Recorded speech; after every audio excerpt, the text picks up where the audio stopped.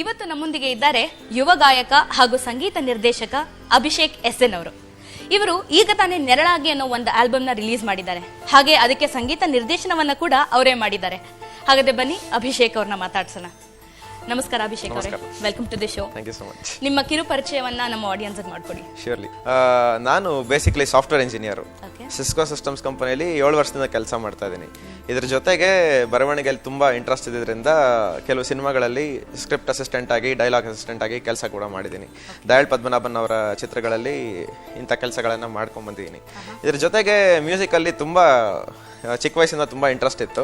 But formally ಎಲ್ಲೂ ಕಲಿಯೋಕ್ಕೆ ಆಗಲಿಲ್ಲ. ಸೊ ಹಾಗೆ ಬಂತು. ಆದರೆ ತುಂಬ ಕಂಪೋಸಿಷನ್ಸ್ ಎಲ್ಲ ಮಾಡ್ತಿದ್ದೆ, ಫ್ರೆಂಡ್ಸ್ಗೆಲ್ಲ ಕೇಳಿಸ್ತಾ ಇದ್ದೆ. ಸೊ ಇಲ್ಲಿಂದ ಶುರುವಾದ ಒಂದು ಮ್ಯೂಸಿಕಲ್ ಪಯಣ ಇವತ್ತೊಂದು ಮ್ಯೂಸಿಕ್ ಆಲ್ಬಮ್ ವರ್ಗೂ ಬಂದು ನಿಂತಿದೆ. ಇದು ನನ್ನ ಹಾಬಿಯಾಗಿ ಸ್ಟಾರ್ಟ್ ಆಯ್ತು. ಹಾಬಿಯಾಗಿ ಸ್ಟಾರ್ಟ್ ಆಗಿದ್ದು, ಇವಾಗ ಮ್ಯೂಸಿಕಲ್. ಎಕ್ಸಾಕ್ಟ್ಲಿ. ಈ ಕಾನ್ಸೆಪ್ಟ್ ನಿಮ್ಗೆ ಹೇಗ್ ಬಂತು? ಈ ತರ ಒಂದು ಆಲ್ಬಮ್ ಮಾಡಬೇಕು, ಈ ತರ ಹಾಡಬೇಕು, ಅಥವಾ ಹೆಂಗೆ? How did it? ಕನ್ನಡದಲ್ಲಿ ಮ್ಯೂಸಿಕ್ ಆಲ್ಬಮ್ಸ್ ತುಂಬಾ ವಿರಳ, ಅಲ್ಲೊಂದು ಇಲ್ಲೊಂದು ಬರುತ್ತೆ, ತುಂಬಾ ಕಡಿಮೆ. ಹೀಗಿರುವಾಗ ನನಗೆ ಮ್ಯೂಸಿಕ್ ಆಲ್ಬಮ್ಸ್ ಹಿಂದಿಲಿ ಒಂದು, ಬಾಲಿವುಡ್ ಅಲ್ಲಿ ಒಂದು ಟ್ರೆಂಡ್ ಇದ್ದಿದ್ದು ನನಗೆ ತುಂಬಾ ಚೆನ್ನಾಗಿ ಗೊತ್ತಿತ್ತು. ಸೊ ಅಲ್ಲೂ ಇವಾಗ ಟ್ರೆಂಡ್ ಎಲ್ಲ ಕಡಿಮೆ ಆಗ್ತಿತ್ತು. ಇಲ್ಲಿ ಯಾಕೆ ಕನ್ನಡದಲ್ಲಿ ಬರಲೇ ಇಲ್ಲ ಅನ್ನೋದೊಂದು ಯಾವಾಗಲೂ ಒಂದು ದೊಡ್ಡ ಕ್ವಶನ್ ಮಾರ್ಕ್ ಇತ್ತು ನನ್ನ ತಲೆಯಲ್ಲಿ. ಸೊ ನನಗೆ ಒಂದು ಮ್ಯೂಸಿಕಲ್ ಅಭಿರುಚಿ ಇದ್ದಿದ್ರಿಂದ ನಾನು ಸಡನ್ ಆಗಿ ಹೋಗ್ಬಿಟ್ಟು ನಾನು ಮ್ಯೂಸಿಕ್ ಡೈರೆಕ್ಟರ್ ಅಂತ ಹೇಳ್ಕೊಳಕ್ಕಾಗಲ್ಲ. ನಾನೇ ಒಂದು ಟೆಸ್ಟ್ ಮಾಡ್ಕೋಬೇಕಾಗತ್ತೆ, ನಾನು ಬೇರೆಯವ್ರಿಗೂ ಪ್ರೂವ್ ಮಾಡಬೇಕಾಗತ್ತೆ. ಅದಕ್ಕೋಸ್ಕರ ಮ್ಯೂಸಿಕ್ ಆಲ್ಬಮ್ ಮಾಡೋಣ ಅಂತ ಒಂದು ಐಡಿಯಾ ಬಂತು. ಮೊದಲನೇ ಸಾಂಗ್ ಕಂಪೋಸ್ ಮಾಡಿ ಫ್ರೆಂಡ್ಸ್ಗೆಲ್ಲ ಕೇಳಿಸಿದಾಗ, ಅದನ್ನ ಒಂದು ಸಾಂಗ್ ಆಗಿ ಮಾಡಿ ಟ್ರ್ಯಾಕ್ ಆಗಿ ಎಲ್ಲರೂ ಕೇಳಿಸಿದಾಗ ತುಂಬಾ ಇಷ್ಟಪಟ್ಟರು. ಅಲ್ಲಿಂದ ಓಕೆ ಲೆಟ್ ಮೀ ಕಂಟಿನ್ಯೂ ಅಂದ್ಬಿಟ್ಟು 9 ಸಾಂಗ್ ಮಾಡಿ ಈ ಆಲ್ಬಮ್ನ ಮಾಡಿದ್ದು. ಸೊ ಈ ಆಲ್ಬಮ್ ಅಲ್ಲಿ 9 ಸಾಂಗ್ಸ್ ಇದೆ. ಎಸ್, 9 ಸಾಂಗ್ಸ್ ಇದೆ. ಅಂಡ್ ಎಲ್ಲದೂ ನೀವೇ ಕಂಪೋಸ್ ಮಾಡಿದ್ದೀರಿ? ಎಲ್ಲ ನಾನೇ ಕಂಪೋಸ್ ಮಾಡಿದ್ದೀನಿ. ಅಂಡ್ ಹಾಡಿರೋದು ನಾನೊಂದು 4 ಹಾಡು ಹಾಡಿದ್ದೀನಿ ಕೂಡ. ಮಿಕ್ಕಿದ ಹಾಡುಗಳನ್ನ ಸಾಧನಾ ಸರ್ಗಮ್ ಅವರು, ಐಶ್ವರ್ಯ ಮಜ್ಮುದಾರ್, ಈ ತರ ಬೇರೆ ಬೇರೆ ಸಿಂಗರ್ಸ್ಗಳು ಹಾಡಿದ್ದಾರೆ. ಗ್ರೇಟ್. ಈ ಆಲ್ಬಮ್ ಮಾಡೋದಕ್ಕೆ ನಿಮಗೆ ಕಾನ್ಸೆಪ್ಟ್ ಹೇಗೆ ಬಂತು ಅನ್ನೋದ್ರ ಬಗ್ಗೆ ಹೇಳಿದ್ರಿ. ಇದನ್ನ ವಿಜುವಲ್ ಇದಕ್ಕೆ ತರಕ್ಕೆ ಯಾವ ರೀತಿ ಯೋಚನೆ ಮಾಡ್ತಿದ್ವಿ? How did you plan it? Music album ಅಂತ ಮಾಡಿದಾಗ 9 ಸಾಂಗ್ಗಳು ಮಾಡಿದೀವಿ. ಅದನ್ನ ಜನರಿಗೆ ಹೆಂಗ್ ರೀಚ್ ಮಾಡಿಸೋದು? ಟಿವಿ ಮಾಧ್ಯಮಗಳು ತುಂಬಾ ಸ್ಟ್ರಾಂಗ್ ಆಗಿದೆ. ಇದ್ರಲ್ಲಿ ಹೆಂಗೆ ರೀಚ್ ಮಾಡಿಸೋದು? ಒಂದು ಸಾಂಗ್ ಆದ್ರೂ ವಿಡಿಯೋ ಮಾಡಲೇಬೇಕು ಅನ್ನೋದು ಒಂದು ಥಾಟ್ ಬಂತು. ಈ ಥರ ಇರುವಾಗ ನಾನು ಯಾವಾಗಲೂ ಕೆಲಸ ಮಾಡ್ತಿದ್ದ ದಯಾಳ್ ಪದ್ಮನಾಭನ್ ನನ್ನ ಡೈರೆಕ್ಟರ್ ಅಲ್ಲ, ಅವ್ರ ಹತ್ರನೇ ಹೋಗಿ ನಾನು 9 ಸಾಂಗನ್ನು ಕೇಳಿಸ್ದೆ. ನೋಡಿ ದಯಾಳ್ ಅವರೇ, ಹೇಗಿದೆ ಸಾಂಗ್ಸ್? ಅವರು ಎಲ್ಲ ಸಾಂಗ್ಸು ಕೇಳಿ ಒಂದು ಒಳ್ಳೆ ಅಭಿಪ್ರಾಯ ಕೊಟ್ಟರು. ಎಲ್ಲದಕ್ಕೂ ವಿಜುವಲೈಸೇಷನ್ ಬರ್ತಿದೆ, ಯಾವುದಕ್ಕೆ ಮಾಡೋಣ ಅಂತ ಪ್ಲಾನ್ ಮಾಡ್ತಿದ್ವಿ. ಸೊ ಆಬ್ವಿಯಸ್ಲಿ ಟೈಟಲ್ ಟ್ರ್ಯಾಕ್ ಒಂದಕ್ಕೆ ನಾವು ಮಾಡೋಣ, ಯಾಕಂದರೆ ಪ್ರಮೋಷನಲ್ಗೂ ಹೆಲ್ಪ್ ಆಗುತ್ತೆ ಅಂದ್ಬಿಟ್ಟು we plan to shoot the title track. So title track ಆದ ನೆರಳಾಗಿ ಸಾಂಗ್ಗೆ ನಾವೀಗ ವಿಡಿಯೋ ಮಾಡಿದ್ದೀವಿ. ಅದೊಂದು ಸಾಂಗ್ ದಯಾಳ್ ಅವ್ರ ನಿರ್ದೇಶನ ಮಾಡಿದ್ದಾರೆ. ಅದನ್ನು ಅದರದ್ದು ಕಾನ್ಸೆಪ್ಟು ಎಲ್ಲನೂ ದಯಾಳ್ ಅವರೇ ಒಂದು ಕಾನ್ಸೆಪ್ಟ್ ನಮಗೆ ಬಂದು 2 ದಿನದಲ್ಲಿ ಒಂದು ಕಾನ್ಸೆಪ್ಟ್ ಹೇಳಿದ್ರು. ತುಂಬಾ ಇಷ್ಟ ಆಗೋಯ್ತು. So we plan to shoot it. Next ವೀಕೆ ಶೂಟಿಂಗ್ ಮಾಡಿ ಮುಗಿಸೋದು. ಓಕೆ, ಪ್ರೊಫೆಷನಲ್ ಲೈಫ್ ಬಗ್ಗೆ ಒಂದು ಸ್ವಲ್ಪ ಹೇಳ್ತಾ ಇದ್ದೀರಾ. Tell me about your family. I am married. Shilpa ಅಂತ ನನ್ನ ಹೆಂಡತಿ. ಸೊ ಕಂಪ್ಲೀಟ್ಲಿ ಅವಳದೇ ಸಪೋರ್ಟು, ಇದಕ್ಕೆಲ್ಲ ಅವಳದೇ ಪುಷ್. ಅದ್ರ ಜೊತೆಗೆ ನನ್ನ ತಾಯಿ ಒಬ್ರು ಕ್ಲಾಸಿಕಲ್ ಸಿಂಗರು.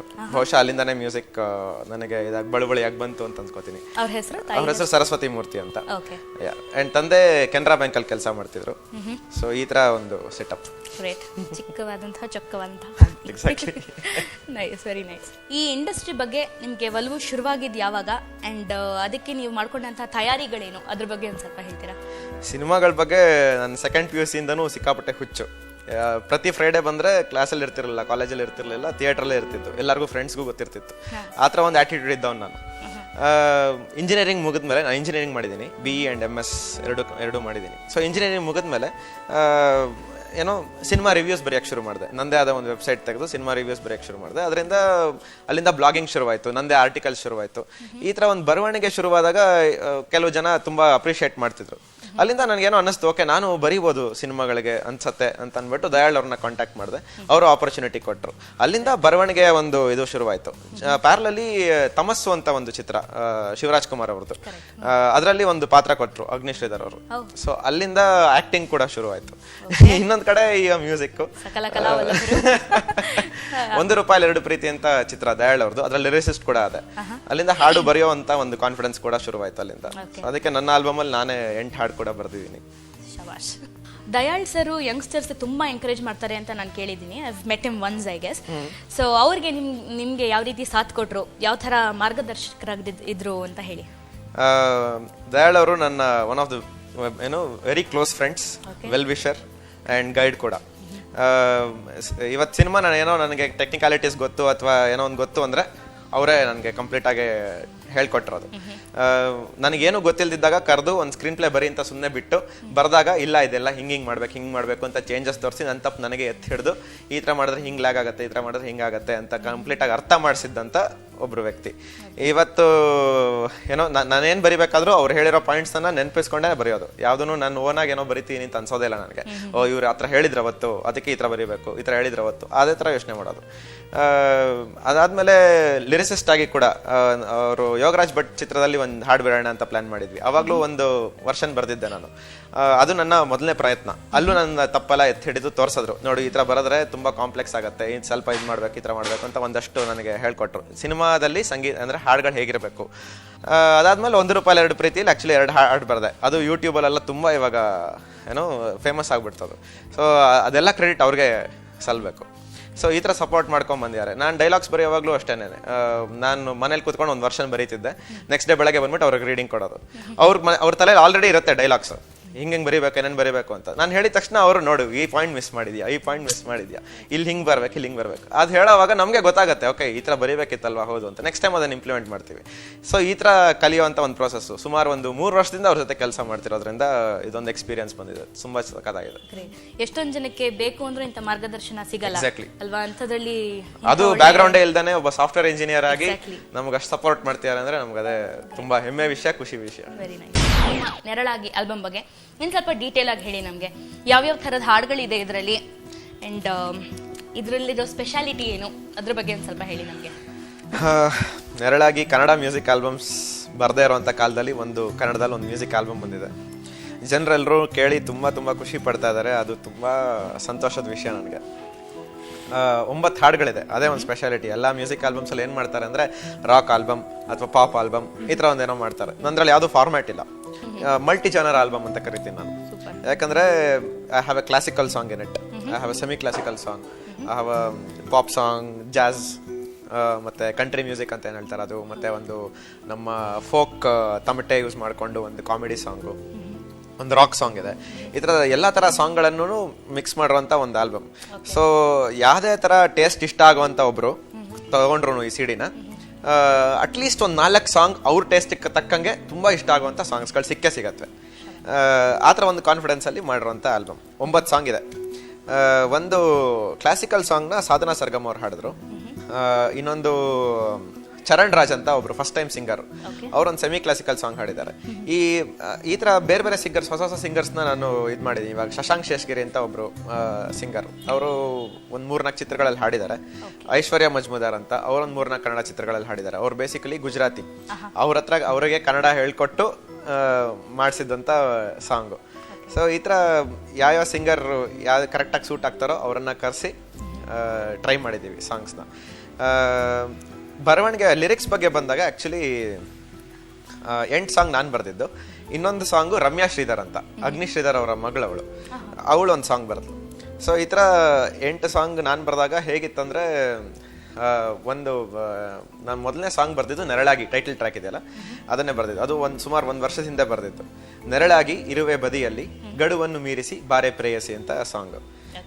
ಬೇಸಿಕಲಿ ಏನು ಆ ಸಾಂಗ್ ಏನು ಹೇಳುತ್ತೆ ಅಂದರೆ, ಒಬ್ಬ ಪ್ರೇಮಿ ಇನ್ನೊಬ್ಬ ಹುಡುಗಿಗೆ ಭರವಸೆಗಳನ್ನ ಕೊಟ್ಟು ನಿನ್ನನ್ನು ಪ್ರೀತಿಸು ಅಂತ ಹೇಳೋದು. ಒಂದು ಪ್ರಪೋಸ್ ಮಾಡ್ಬೇಕಾದ್ರೆ ಒಂದಷ್ಟು ಕಾನ್ಫಿಡೆನ್ಸ್ಗಳು ಕೊಡ್ಬೇಕಲ್ಲ ಹುಡುಗಿಗೆ, ನಾನು ಹಿಂಗಿರ್ತೀನಿ ನಿನ್ಗೆ, ನಾನು ನಿನ್ನ ಜೊತೆ ಇರ್ತೀನಿ ಯಾವಾಗಲೂ, ಅದನ್ನ ತೋರಿಸೋಂಥ ಒಂದು ಸಾಂಗು. ಇನ್ನೊಂದು ಸಾಧನಾ ಸರ್ಗಮ್ ಅವ್ರು ಹಾಡಿರೋ ಕ್ಲಾಸಿಕಲ್ ಸಾಂಗ್ ಅಂತ ಹೇಳ್ತಿದ್ದೆ ಅಲ್ಲ, ಅದರಲ್ಲಿ ಅವರು ಒಂದು ಹುಡುಗಿ ಲವ್ ಅಲ್ಲಿ ಬಿದ್ದಾಗ ಅವಳೊಬ್ಳೇ ಇದ್ದಾಗ ಹೇಗೆ ಅವಳ ಲವ್ ಅನ್ನು ಹೇಗೆ ಖುಷಿ ಪಡ್ತಾಳೆ, ಹೇಗೆ ಅನುಭವಿಸ್ತಾಳೆ ಅನ್ನೋದೇ ಒಂದು ಸಾಂಗು.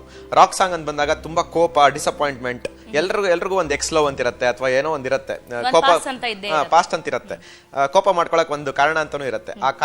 ಆ ಕಾರಣಕ್ಕೆ ಕರೆಕ್ಟ್ ಆಗಿ ಸ್ಪಂದಿಸುವಂತ ಒಂದು ಸಾಂಗ್ ಅದು. ಎಲ್ಲ ಕೋಪ, ಆಂಗರ್ ಯಾರ ಮೇಲೆ ನನ್ಗೆ ಏನೇನಿದೆಯೋ ಅದನ್ನೆಲ್ಲ ಅಲ್ಲಿ ಹಾಕಿದೀನಿ ಆ ಸಾಂಗ್ ಮೇಲೆ. ಈ ತರ ಎಲ್ಲಾ ತರ ಸಾಂಗ್ಸ್ ನ ಮಾಡ್ಕೊಂಡ್ ಬಂದಿದೀವಿ. ಅಂಡ್ ಈ ಒಬ್ರು ಸಿಂಗರ್, ಗುಜರಾತ್ ಸಿಂಗರ್ ಅಂತ ಹೇಳಿದ್ರಿ, ಅವ್ರ ಕೈಯಲ್ಲಿ ಹಾಡಿಸ್ತಾ ಹೇಗಿತ್ತು ಎಕ್ಸ್ಪೀರಿಯನ್ಸ್? ಪರಭಾಷಾ ಗಾಯಕಿ, ಸೊ ಪ್ರೊನೌನ್ಸಿಯೇಷನ್ಸ್ ಎಲ್ಲ you had to work on it a lot or ಹೇಗೆ? ಐಶ್ವರ್ಯ ಮಜ್ಮುದಾರ್ ಅವಳು star voice of India actually ಒಂದು Voice of popular India. TV show ಅಲ್ಲಿ Okay, voice of correct. India ಆಗಿ ವಿನ್ ಆಗಿದ್ಲು. Okay. ಸೊ ಸಿಂಗಿಂಗ್ ಬಗ್ಗೆ ಎರಡನೇ question ಇಲ್ಲ. 11ನೇ ವಯಸ್ಸಲ್ಲೇ ಅವಳು ವಾಯ್ಸ್ ಆಫ್ ಇಂಡಿಯಾ, ಈಗ ಅವಳಿಗೆ 18 ವಯಸ್ಸು. So she has improved a lot since then also. ನಮಗೆ ಸಿಂಗಿಂಗ್ ಅಲ್ಲಿ ಏನು ತೊಂದರೆನೇ ಇಲ್ಲ. ಅವಳು ಎಷ್ಟು ಪ್ರೊಫೆಷನಲ್ ಅಂದ್ರೆ, ನಾನು ಲಿರಿಕ್ಸ್ ಕೊಟ್ಟಿದ ತಕ್ಷಣ ಇದೀಗ ಅರ್ಥ ಕೇಳ್ಕೊಂಡು ಶುರು ಮಾಡಿದ್ಲು. ಒಂದೊಂದು ವರ್ಡ್ಗೂ ಏನೇನು ಅರ್ಥ, ಈ ವರ್ಡ್ಗೆ ಏನರ್ಥ, ಈ ವರ್ಡ್ಗೆ ಏನರ್ಥ ಅಂದ್ಬಿಟ್ಟು ಅವಳು ಹೋಗಿ ಅದು ಕಂಪ್ಲೀಟ್ಲಿ ಎಮೋಷನ್ಸ್ ನ ತೋರಿಸ್ಬೇಕಾಗಿರೋಂಥ ಸಾಂಗು. ಹೆಂಗಂದ್ರೆ ಕಾನ್ವರ್ಸೇಷನ್ ತರನೇ ಇದೆ ಲಿರಿಕ್ಸ್. ಸೊ ಕಾನ್ವರ್ಸೇಷನ್ ತರ ಇರೋದ್ರಿಂದ ಪ್ರತಿಯೊಂದು ಪದನೂ ಎಮೋಟ್ ಮಾಡ್ಬೇಕಾಗತ್ತೆ ಕರೆಕ್ಟ್ ಆಗಿ.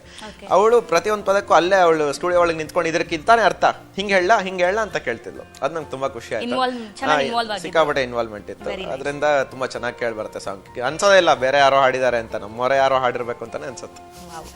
ಸೊ ಈ ಆಲ್ಬಮ್ ಇಂದ ಒಂದು ಸಣ್ಣ ತುಣುಕು ನೋಡ್ಕೊಂಡು ಬರೋಣ. ಶ್ಯೂರ್ಲಿ. AV please.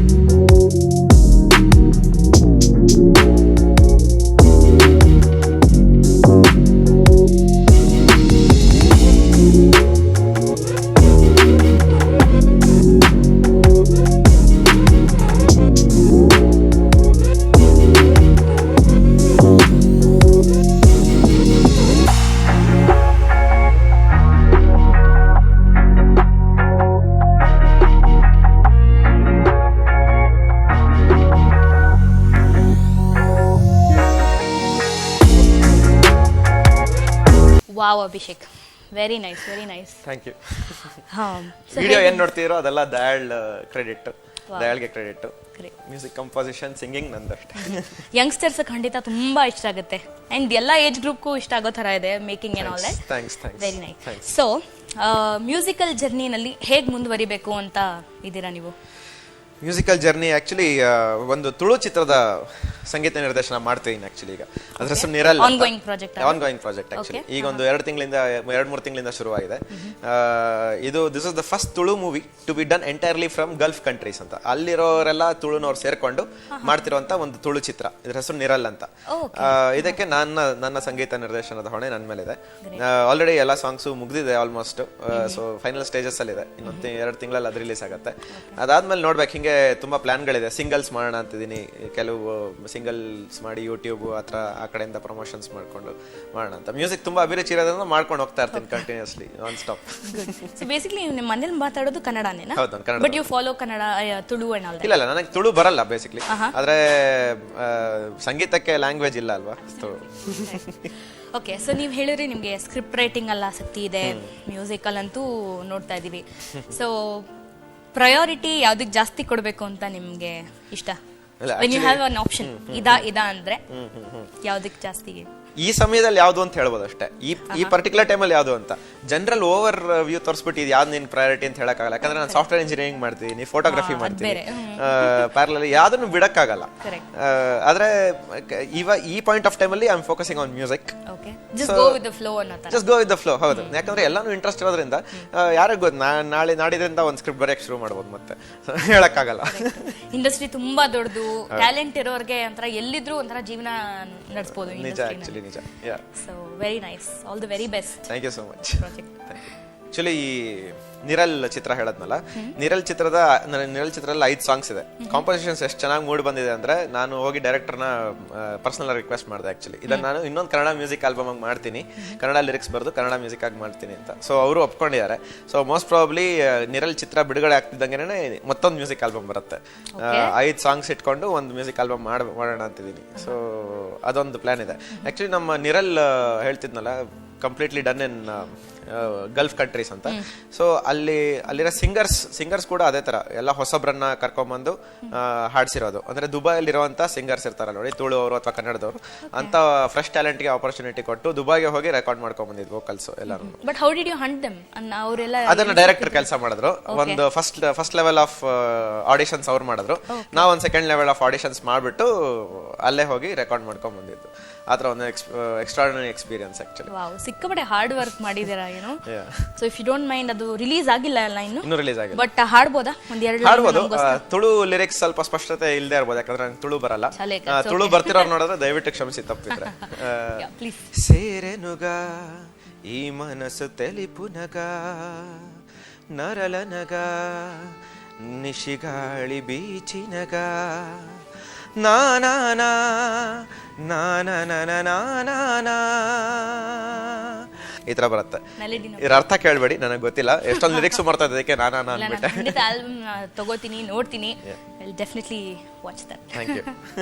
ಅಭಿಷೇಕ್ ಅವರೇ, ಸಾಧನಾ ಸರ್ಗಮ್ ಅವ್ರ ಕೈಲೂ ಹಾಡ್ಸ್ಬಿಟ್ಟಿದ್ದೀರಾ ನೀವು. National awardee singer, wonderful singer ಅವರು. ಸೊ ಅವ್ರ ಜೊತೆ ವರ್ಕ್ ಮಾಡಿದಂತಹ ಎಕ್ಸ್ಪೀರಿಯನ್ಸ್ ಹೆಂಗಿತ್ತು? ಅವ್ರು ನಿಮ್ಗೆ ಯಾವ ರೀತಿ ಸಾಥ್ ಕೊಟ್ರು? ಅವ್ರು ಸಿಕ್ಕಿದ್ದೆ ನನಗೊಂಥರ ಒಂದು ದೊಡ್ಡ ಸ್ಟೋರಿ ಆಕ್ಚುಲಿ.